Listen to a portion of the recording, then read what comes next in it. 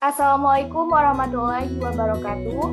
Puji syukur marilah kita ucapkan atas kehadirat Allah Subhanahu wa Ta'ala yang telah melimpahkan rahmat, nikmat beserta karunia-Nya kepada kita semua sehingga kita dapat mengikuti kegiatan perkuliahan pada hari ini.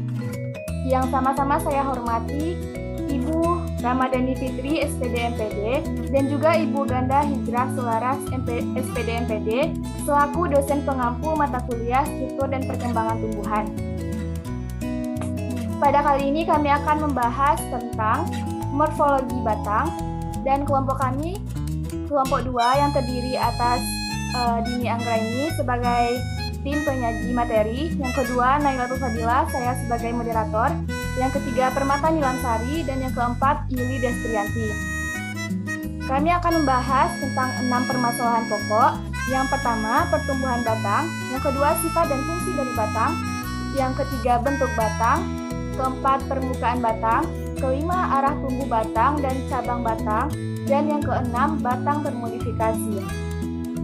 Pembahasan pertama tentang pertumbuhan batang yang akan dijelaskan oleh Dini Anggraini. Kepada Dini dipersilahkan. Yang pertama yaitu pertumbuhan batang. Pengertian batang ialah bagian utama pertumbuhan yang terdapat di atas tanah dan juga yang mendukung bagian lain dari suatu tumbuhan atau pohon, yaitu daun, bunga, dan juga buah.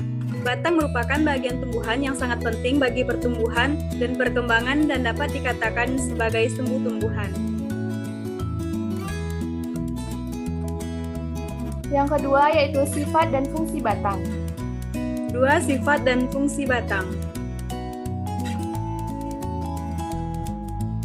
Sifat-sifat batang antara lain adalah sebagai berikut: berbentuk panjang bulat seperti silinder atau dapat pula berbentuk lain, tetapi selalu bersifat actinomorf. Terdiri atas ruas-ruas yang masing-masing dibatasi oleh buku-buku terdapat daun. Tumbuhnya ke atas menuju cahaya atau bersifat fototrof.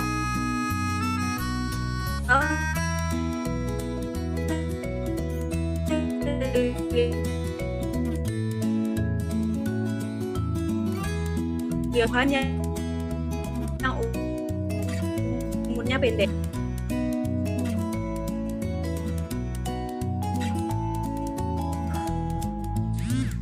Fungsi batang bagi tumbuhan yaitu untuk yang pertama yaitu mendukung bagian-bagian tumbuhan yang ada di atas tanah.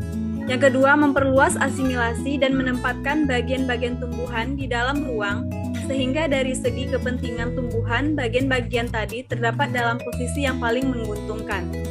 Yang ketiga yaitu jalan pengangkutan air dan zat-zat makanan dari bawah ke atas dan jalan pengangkutan asimilasi dari atas ke bawah.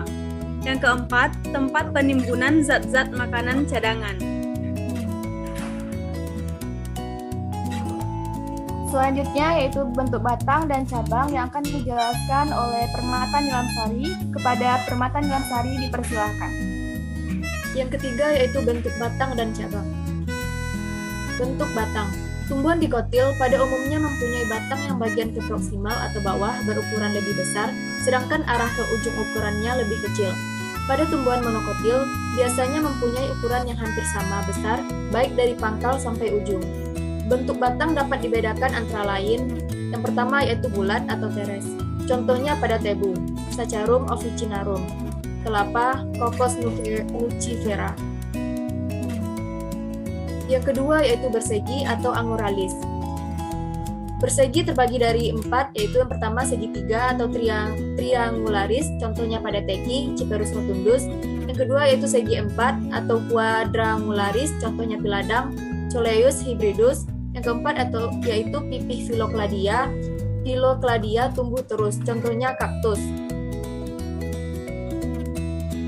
Selanjutnya yaitu bentuk-bentuk cabang. Yang pertama yaitu geragi, Flagellum stolo. Cabang-cabang kecil merayap di atas tanah atau merayap di bawah tanah. Dan di ujung stolon tumbuh akar dan kuncup ke atas. Ini biasanya dipisah menjadi individu baru.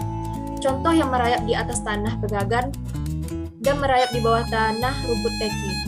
Yang kedua yaitu wiwilan atau tunas air, Virga singularia. Cabang yang biasanya cepat tumbuh dengan ruas yang panjang, seringkali berasal dari kuncup liar atau tidur.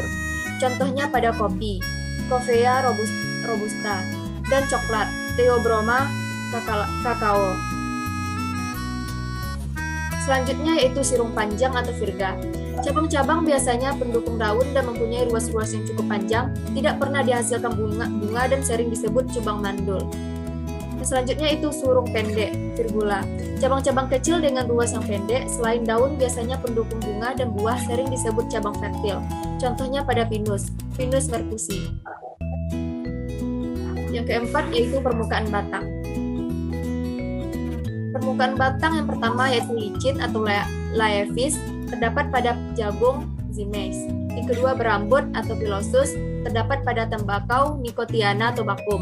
Yang ketiga berusuk atau costatus, terdapat pada piladam, coleus hybridus. Yang keempat yaitu beratur atau sulcatus. Jika membujur, batang terdapat alur-alur yang jelas, misalnya pada batang bayan duri, Amaranthus spinosus. Yang kelima yaitu bersayap atau alatus, biasanya pada batang persegi dan pada sudutnya terdapat kelebaran tipis, contoh pada Markisa, Passiflora quadrangunalis. Yang keenam yaitu berduri atau spinosus, terdapat pada bunga ros, Rosa hybrida. Yang ketujuh yaitu ada bekas-bekas daun penumpu pada nangka, Artocarpus integra.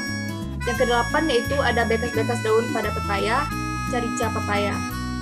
Yang ke-9 yaitu lepasnya kerak atau bagian kulit yang mati pada jambu biji, Pisidium guajava.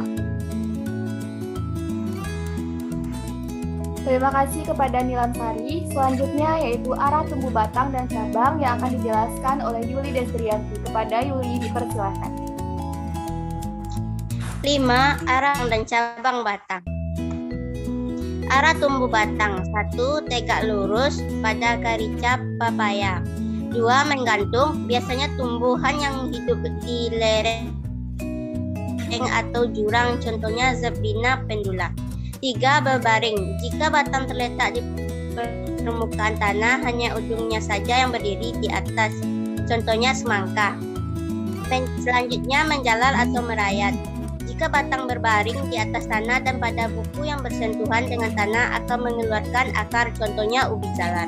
Selanjutnya serong ke atas atau condong. Pangkal batang seperti hendak berbaring tetapi bagian yang lain membelok ke atas, contohnya kacang tanah. Selanjutnya mengangguk. Batang tegak lurus tetapi ujungnya membelok ke bawah, contohnya pada bunga matahari. Selanjutnya memanjat, contohnya pada sirih.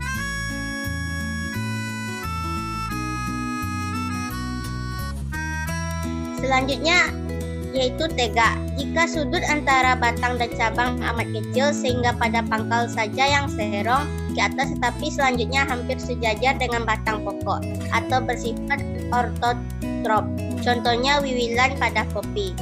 Selanjutnya condong ke atas. Jika cabang dengan batang pokok membentuk sudut lebih kurang 45 derajat atau bersifat ortotrop, contoh cemara laut. Selanjutnya mendatar atau horizontalis. Jika cabang dengan batang pokok membentuk sudut 90 derajat atau bersifat plagiotrop, contohnya pada pohon randu. Selanjutnya yaitu terkulai. Jika cabang pada pangkal mendatar tetapi ujungnya melengkung ke bawah, contohnya pada kopi. Selanjutnya bergantung atau pendulus. Cabang-cabang tumbuh ke bawah, contohnya yaitu pada Zephyrina pendula. Terima kasih pada Yuli Destrianti. Selanjutnya yaitu batang termodifikasi. Batang termodifikasi memiliki beberapa bentuk. Yang pertama ada rimpang atau rizoma, yaitu batang yang tumbuh horizontal di bawah tanah dengan buku dan ruas-ruas yang pendek dengan daun-daun yang berbentuk sisik-sisik. Contohnya pada Poaceae dan Canaceae. Yang kedua ada umbi batang atau tuber, yaitu batang di bawah permukaan tanah yang juga menebal namun tidak berdaun sisik. Permukaannya seringkali tampak licin, berbuku-buku batangnya dan ruas-ruasnya tidak jelas. Contohnya Dioscorea sculenta L.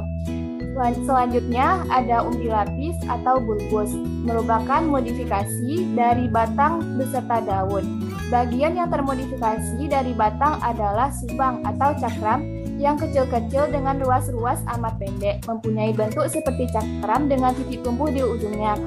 Contohnya terdapat pada umbi bawang merah. Lalu ada subang atau kolmus, yaitu batang pendek yang tebal dan membengkak yang berada di dalam tanah. Terdapat pada tanaman gladiolus. Selanjutnya ada stolon, merupakan cabang yang ramping lagi panjang, tumbuh ke samping di atas tanah atau dalam tanah. Kemudian pada ujung stolon dibentuk tumbuhan baru. Contohnya terdapat pada tanaman teki. Yang kedua ada Phyllokladia dan Clododia, yaitu batang yang mengambil alih fungsi daunnya karena daunnya mengalami reduksi yang lanjut atau berubah menjadi duri. Contoh tanamannya adalah Neuhembekia platyclada, sedangkan contoh Phyllokladia adalah Opuntia vulgaris. Selanjutnya ada tanaman sulur batang atau sulur cabang. Tumbuh dari ketiak daun, biasanya disangga sisa-sisa daun atau bunga. Terdapat pada tanaman air mata pengantin. Selanjutnya ada duri batang atau duri cabang, berasal dari modifikasi cabang, terletak di ketiak daun dan sering menyangga daun atau bunga yang rudimeter. Contohnya bougainville. Lalu terakhir ada kait, merupakan bentuk antara duri dan sulur. Kertas seperti duri, tetapi berpilin-pilin seperti sulur pendek. Contohnya tanaman gambir. Nah, itulah tadi presentasi dari kelompok kami mengenai modifikasi batang. Kalau ada kata-kata yang salah, kami mohon maaf. Terima kasih atas perhatiannya. Dan untuk selanjutnya akan bahas di forum diskusi yang ada di e-learning. Sekian dari kami. Assalamualaikum warahmatullahi wabarakatuh.